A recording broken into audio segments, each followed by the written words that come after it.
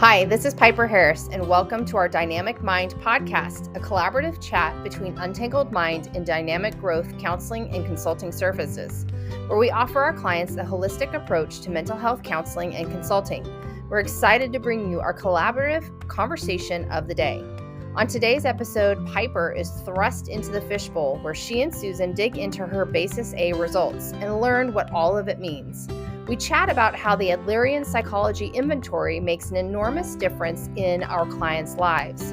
So tune in and learn more about this amazing tool and examine all you want to know about what makes Piper tick as she swims through the proverbial fishbowl in this episode.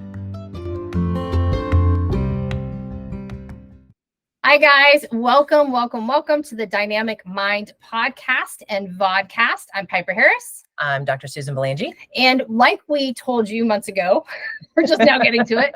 We are actually going to be going over the Basis A inventory, which is something that we offer our clients as part of our holistic approach. And we thought the best way to teach you about it was to do it on me. Yay! So I'm going to actually pass it over to Dr. Belangee because she's going to explain exactly what the Basis A inventory is and why it is so helpful for our clients. So take it away. Okay, so the Basis A inventory is the lifestyle assessment that's based on Adlerian psychology. And so when we talk about lifestyle, what we're not talking is like lifestyles of the rich and famous. Alfred Adler, lived kind of back in the early, 1900s. He was a colleague with Freud. But what made him different from many of the psychologists from that time period was his emphasis on belonging and his emphasis on, really looking at why we do what we do, and not seeing it as, some unconscious impulse, but rather a combination of our early childhood experiences, our perceptions of those, our interactions with our family and our siblings. And it just culminates into this way that we go about living. So it's a style of living or a style of life, but the easier way of translating that from German to English was lifestyle. So we're not lifestyles of the rich and famous today. We're talking about Piper's lifestyle personality traits. And so this assessment, 65 questions, takes 5 to 10 minutes to do, super easy. It's all about strengths. Yeah. It is not pathologizing. It is not diagnostic. It's not going to say, oh, well, you have depression, or, oh, you're you schizophrenic. Need to fix this. Yeah. So it's really more just as a way to figure out, here's what you bring to the table. Probably the best analogy or metaphor that I use when I've used it with clients or in my consultation work so far is, imagine it's like a set of playing cards that you get to hold in your hand, and you get to decide how you play them. How do you use them?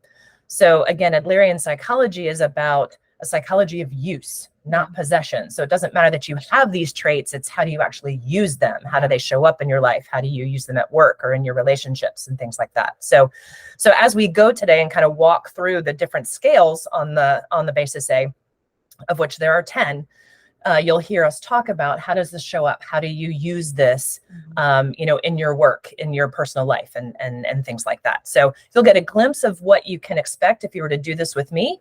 We're going to use the same format. It may be that we end up doing a couple of videos just because it could get pretty long. So the cool thing is why we offer this to clients, and you have the choice when you come to work with us, whether you want counseling, you can do Basis A or not, but why we offer it is because, again, it's strengths focused. Yes. Because counseling, part of our process is we create a treatment plan, and that's such a yucky clinical word. And part of that is we do have to define behavioral issues, right? And interventions. And so this is a way for us to say, we do not think you are broken, period. That's just how our field does it. Yeah. But what it helps us do is she sits down with you, she has your session, she sends me all the results. We talk about the results, and then we input it into your treatment. So again, it's not, hey, you're just depressed or you're just anxious. It's like, hey, this is a strength. Or often, like, I'll be in session with someone and they've made great strides, and then they're really upset. They're like, I feel like I took 10 steps back. I'm like, hold on. This is just your going along, showing up really high. Let's kind of try to examine, why is it showing up right now? what's going on. And then, like she said, we pull from the deck, we pull a different strength from the deck. And it's really about strengths and then the drawback. It's two sides of the same coin. Yep, exactly right. So obviously we want our folks that we work with to land on the strength side as much as you possibly can. And there is such a thing as overdoing a strength. Yep. You can overdo a strength and then it flips your coin over. So we got to figure out, what are those strengths that you're already bringing to the table? Again, kind of what are the cards you're holding in your hand? And then this will show us to a degree how you've been playing them. So we'll talk about highest and lowest scores and things like that as we go too. So that way, you know yourself in kind of a more active, movement focused way. This is how I live. This is how I go about my day. And this is where this trait shows up. And this is where this trait shows up. So that way, again, it's an insight builder. So then you get to make decisions about, is this working for me or do I need to shift it? And that's what you would focus on in your work with Piper. And here's what's cool too, is what Susan's doing. I call her Dr. Belangee, but I just call her Susan. Sorry, y'all. But what's really neat about what she has done too with what she's doing with our practice is we kind of have like two sections, counseling and consulting. And so what she's doing with the Basis A as well is going to organizations and saying, let's do this. Let's show you how your C-suite shows up. Let's show how your managers show up, and let's show you how your teams show up and how we can work together. And so this is not like you might get from your typical executive coaches where it's like, oh, we're going to do the MBTI or the Strengths Finder, or the Enneagram or any of those things. This is different. And this is actually rooted in you and this lifestyle psychology. It is very different than any of the other inventories that you can take out there. And so again, we're excited. We're excited for her work with corporations. We're excited for our clients that come in for counseling. Here's the fun thing about this too, is I have done this. This is my third time doing it with Susan. I've known her we've been here 13 years, 14 years. So maybe I've known you longer. At least 10 years. And so she has a very distinct understanding of my background. And so you guys are going to learn a lot of stuff today. And so we just hope that this opens your eyes and gets you really excited about these are the tools that we offer you because we want you to find your wholeness. We want you to find your healing and excitement and vibrancy for life. And this really is going to do it. So with much further ado, she's going to start. Okay.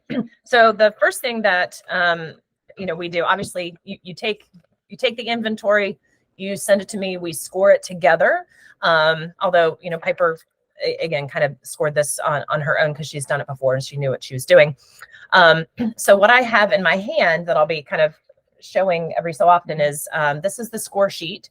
And then we're going to be looking a lot at a chart where the 5 main scales get plotted. And so we're going to start and kind of go through each scale one at a time. And I'll explain first, here's what the scale is measuring. Here's where your score falls. This is kind of a beginning interpretation. And then I kind of toss the ball to Piper and say, now tell me, how does this show up? Where do you think you use this? How does this work for you? Yeah. And then we'll talk about how do you think it gets in your way?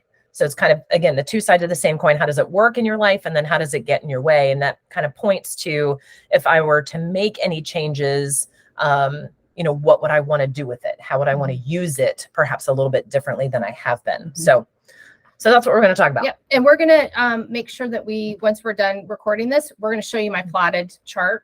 Is that called a scatter plot? No, it's just a graph. It's just a graph. Okay. So, but we'll make sure to show you how I plotted on the Basis A as well. So you guys have an idea because you'll get the same thing.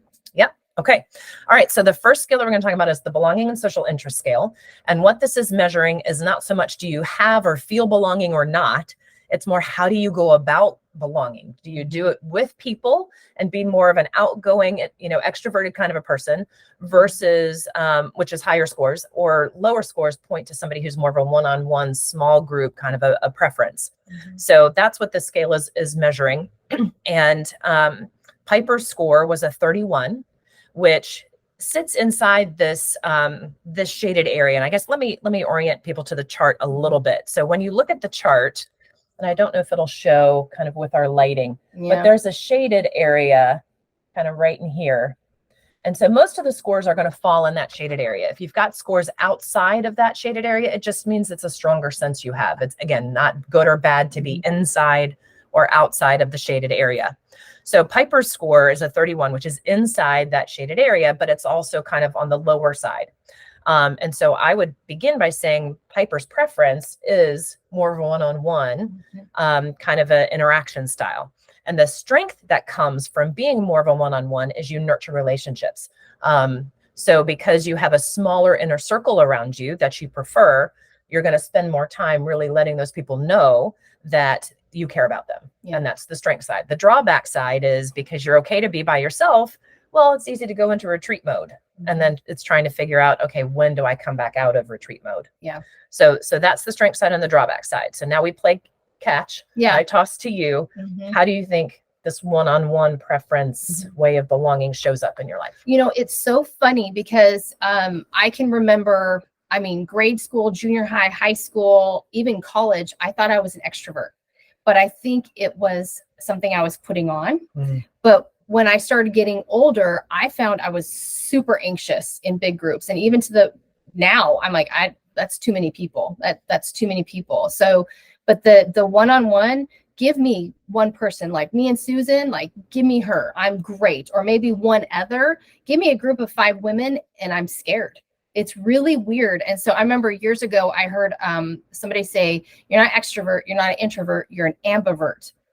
You can flex. I can put on a mask, I guess is what it is. But I do prefer one-on-one. Now, what I'll say is that because I prefer that, I have a very small like group of people that I hold on to, and I get very lonely. There's times where I'm like, I am so lonely. Like that's when I go to the grocery store and start talking to the produce manager. So that happens. So with where Piper's score sits, again, kind of in the shaded area, there is room to even be lower on this than where Piper is. And again, there's room to be higher on this. And so the idea about an ambivert fits because when you have scores in the shaded area, it means you can tap into that higher side. You can do the group stuff and feel okay. It just takes more energy out of you. Yeah. And then your regroup time is like, okay, I need to go read a book. I need to go pet my dog. Yes. I need to go be by myself for a little bit. So again, just because you're low or high doesn't mean you can't do what the other end of the spectrum is. It just takes more out of you. So let me ask you too, because what I've noticed just over the years is I'm fine if I go speak to a giant crowd because it's not real interaction. I'm just talking at. But if I have to like really interact, is that normal? Like I can talk to thousands of people. I've done it, not a big deal, but you put me in a group of 5 to 10 and I clam up. I can't. So what's that about? Well, so I think it's trying to figure out. So the flexibility that comes with having scores in the middle, right? In the shaded area, the strength side is you can go both ways. The drawback side is which way do I go? Okay. And so it may be that, you're wanting to have meaningful interaction, but it's like, how do I go about doing that? Because it's more than I'm comfortable with. Yeah. Right. So again, it's not that you can't do it. It's just, as you survey the room of, 10, 20 people, it may be like, well, who do I go to first? Yes. Who am I going to talk to first? I always find the one I'm like, there's that one. Right. And then that gets you back into, this is my strength side. Now I'm playing my strength side of my one-on-one. Let me attend to you. And then when that conversation ends, it's like, okay, who's going to be my next? Yeah. Who's going to be my next person? Yeah. So I can see that. So let me ask you this too with the belonging, because you said I'll have like a core group. What I've noticed with relationships over the years is I'll like pour into like one person, and ultimately that doesn't work out real well because it's too much. Is that part of the belonging social interest, or what's that about? I think that points to it's actually a really good question. It points to the interaction between several of the traits. So even though we're going to talk about them kind of one at a time, really they make a puzzle. And so part of our time together is figuring out what puzzle does it make, and which ones tend to pop out first. And so what you're talking about is more another scale on here that we'll get to in a few minutes, called the being cautious scale, that points to the way that you observe. Okay. Right. And kind of watching. And so that's coming into play here too. So in trying to figure out, like, where am I going to position myself? How am I going to do this? It's, what am I seeing? What am I picking up on? And observing in other people. That's kind of coming into play too. Okay. So you were saying too, with the lifestyle, childhood, and I know we've talked a lot about birth order. Does that have anything to do with this? Yeah. So this lifestyle is the culmination. It's the coming together of a number of factors. So certainly family factors, interpersonal factors. A lot of people talk about temperament and attachment and things like that. And Adler was really the first person to really talk about that, even though he didn't use that term. So yeah, it's a culmination of intrapersonal stuff that's just you and how you perceive and think about the world, as well as interpersonal, right? So interactions with siblings, parents, anybody else that was part of your family or your, the unit of people that you lived with growing up as a kid. So when we think about, a kind of a typical childhood, you have your family life and you get used to that, and your personality starts to form and shape from those interactions. And then you go to school, and then it broadens a little bit, and the different people that you interact with there are going to continue to morph and influence how your personality continues to form. So the concept of lifestyle takes everything into consideration. Okay. So I will get the full picture when we get through all the skills for me. Okay. Perfect. All right. Okay. So the next one is called going along. And what this is measuring is how much do you pay attention to details, rules, expectations in order to follow them, which are higher scores, or people who are lower on this, maybe they want to know what those expectations are so they can figure out their own way of doing it. So it's a little bit more of an independent, mindset, a creativity, a spontaneity that comes with it. So entrepreneurs tend to be lower on this just because they think outside the box. And again, not to say that entrepreneurs can't be high on the scale either. So that's what it's measuring. So high scores, and Piper's score was a 33. Let me just double check, a 33, which means that it sits at the top of the shaded area, right? So knowing that the score is in the shaded area means, again, flexibility. We can have the best of both worlds. Piper's score trends on the higher side though. And so what that means is your first inclination is going to be, let me make a plan. Let me create some structure around this so I know what I'm doing. Yeah, that makes sense. So that's the strength side, is, having this preference, wanting to know the expectations so you can kind of check the box. The drawback side is when life does what it does and throws curveballs. How quickly can you come up with a contingency plan? Right. And how much stress does it cause you? So again, there's more room to be higher on this than Piper is, and there's certainly room to be lower. But again, kind of having the majority of your score kind of in that shaded area means, and just knowing what I know about you, the creative, let me come at this from a different angle. You have that ability, but then it always comes back to, and this is how it comes into the plan. So that, at least that's kind of my read on it. Tell me, how do you see it? No, I agree, because I like plans. I mean, but I don't like it if it's like, you have to do it. That bugs me. I get a little itchy. So I love the creative part, but I do always have a basic structure, kind of like when it comes to like business stuff. Fridays are my administrative days, or Monday mornings are my social media time before I go to work, or I get my tablet ready for all my clients before I start the day. And I have that, but I can always shift. And so what I love about, even like, I hated social media for a really long time. And I'm starting to get back into it. And I was actually talking to one of our network providers about it the other day. What I'm now enjoying is the creative part of it. I can have fun with it because I no longer have an attached like worth to it. And I have to do this. I want to do this. I think I have good stuff to say, pat myself on the back, but it's fun. I get that creative kind of punch, but I always go back to, hey, Piper, you don't have the time right now. So I do that. I do block my time.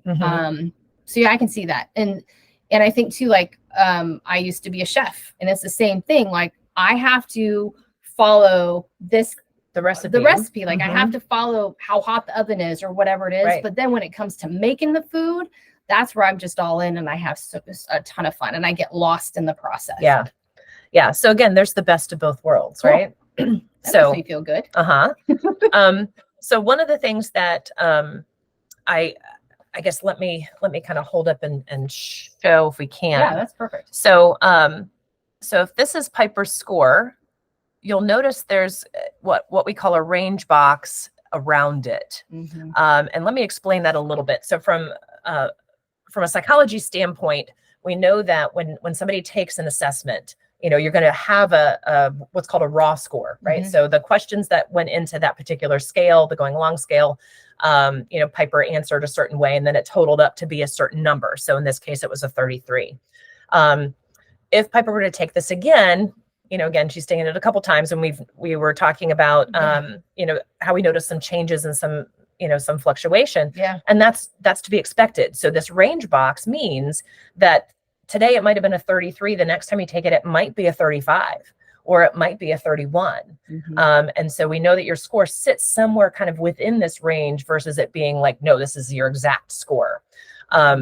So I'm mentioning that now because I'm noticing that there is this little piece of Piper's range box that sticks up above the shaded area. And what I say about that when I see that is that kind of anchors her on that top side. So even though there is flexibility and creativity and things that she can tap into, because the majority of her score sits inside the shaded area, this little piece that kind of sticks out up top says, I'm probably going to come back to a place of what was my plan. Yeah. So when something starts to go awry in the creative process, or like, oh, that didn't lend itself to the taste of this dish like I thought it would, what do I do now? So Piper's the one that's always going to come back to, okay, what was the original recipe? What was the original plan? And, what do I need to shift? And because you have the ability to be creative, it's like, okay, I can come up with a new way of doing this. I can figure this out. It's kind of like counseling too, right? Yes, very much. I mean, that makes more sense because I do like figuring out. I send my clients tons of assessments, a ton of them, and I like numbers. I like data. I like to prove what we're doing is working. So I can see that with the counseling process. Yeah. Like I'm rooted in, okay, this is what I know it is. Like we're working with panic disorder. So that's the thing I'm rooted in. So I'm going to study the thing, but then I allow creativity within sessions. Is that accurate? Yes, exactly. Okay. Right. Okay. So one of the things that, that we have to keep in mind in the mental health world is, just because it looks one way and people are talking about something in session, in one way, we know that it can shift and morph and change. And so if we've got to have that awareness of, well, this worked in the last session, but it doesn't seem to be clicking today. So what can I change to? What can I shift to? And so I think that's one of the strengths for you is having your score be where it is. You can be more fluid. Yeah. Yeah. So very cool. I didn't even think about that, but yeah, because I love the numbers. I love the data and that's my safety, right? When I don't feel good about something, like maybe I try a new technique and it just falls totally flat, I usually feel awful. But then I go back to, okay, time to study. Where did I go wrong? How do I shift this? Because I don't want that again. Right. So, okay. Right. That makes sense. And the way that you nurture relationships. So now if we start to bring scales together, okay. Right. So you have a plan, you create this idea, before each session, kind of knowing what you know about your client. But then if your client comes in and like, they just had a tragedy in their family or something, just happened, you're capable to set that aside and say, no, let's tend to, this, and let me nurture kind of what you need right here, right now in this moment. And I'm okay to let my plan sit. Let me ask you, something just came to mind about the relationship part. So back to more of a personal part. In the past, I have been like, this is what a friendship is. And if it's not the way the friendship is, I am crushed. And I try to be flexible, but I wonder if I'm not. Well, I think that speaks a little bit to another element of the going along scale. So we've been talking about, rules, structure, plans. It's also about values. And how do you define for yourself friendship? How do you define rules that I live by, right? So we hope that everybody believes that red lights exist for a really good reason and that we're supposed to stop when we get to one. Right. We know that some people don't. That's true. So anyway, when we think about, the rules that you live by, and, I would say for you that one of your rules is you never want somebody to leave you or leave an interaction with you feeling feeling like they weren't valued. Yeah. So Yeah. when you think about the emphasis you place on that, and then the definition of friendship, if there's not the flexibility, right? So if the strength side doesn't come in and allow you that fluidity and flexibility, depending on what is going on for somebody in that moment, it may feel like, this isn't working for me. Yeah. Yeah. I feel unseen. I feel like, well, I just poured into them. Okay. Interesting.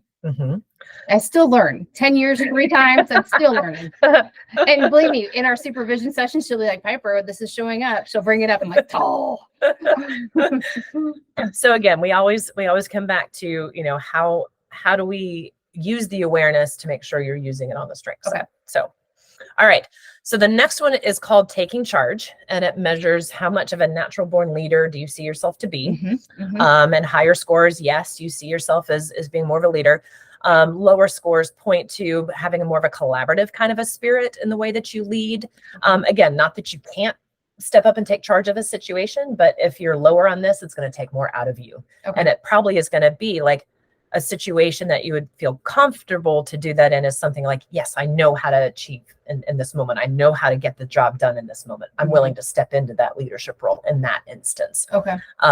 So your score was numerically a 25, but you're sitting at the top of the shaded area, and you do have another little piece outside of the shaded area on the upper side. If you know me, you're not surprised by this. So that anchors you in that upper side. You're not Attila the Hun. That's not my way or the highway. I'm not yet. So it is kind of a best of the both worlds analogy here too. So you can listen and collaborate, but you're also going to feel comfortable and feel like you have a voice to step into that. No, this is the direction we need to go. Yeah.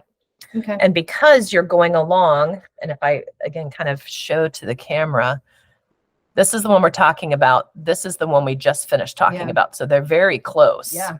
So the way that you lead most often is with sharing your plan. Here's my plan. Yeah. Okay. So again, you can lead just naturally. It's kind of the natural inclination according to this. But the way that you go about leading, how you go about leading, the 2 cards you play together is like, this is what I think we should do, and here's the plan. Okay. Right. Or here's the plan. I think it's a really good one. So you can kind of play them, almost simultaneously. Let's talk about that. Do you feel like that with me? Let's talk about that. With my taking charge, you're going along. Yeah. Okay. Tell them about that.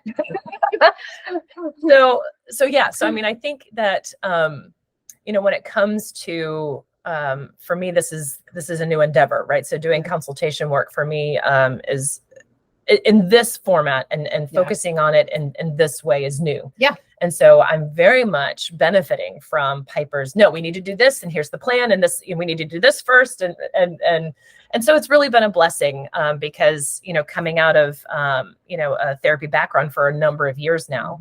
And I also am a professor, right? So I'm not doing the consultation stuff, or haven't in this way in quite some time. So to have the guidance be like, no, here's the checkbox. We need to do this first, and this, and this, and this has been. But the drawback of that is, and we know this, I get a little pushy. Well, I wouldn't say pushy. It's because there's just so much to do, right? When you launch a business, at times it's like, oh my gosh, that's a lot to think about. But because you've done it before, right, and that's your experience, it's like, no, this is coming from a place of, I want Susan to be successful. I want, and these are the things that I found that work, that help me be successful. And so yeah, it's not a pushy. It's, for me, it's your lifestyle interacting with my lifestyle about trying to be good enough. Am I going to be good enough? And so when I hear all the things. That brings us to the end of this episode. Thanks so much for joining us. We hope you learned some things about us that can equip you to untangle your mind for dynamic growth. If you're curious about working with us, check out our websites at dynamicgrowthccs.com or untangledmind.net. If you enjoyed the show, please rate and review us on your podcast or listening platform, and share it with your family and friends. As always, thanks so much for listening to the Untangled Mind podcast. I'll talk with you next time.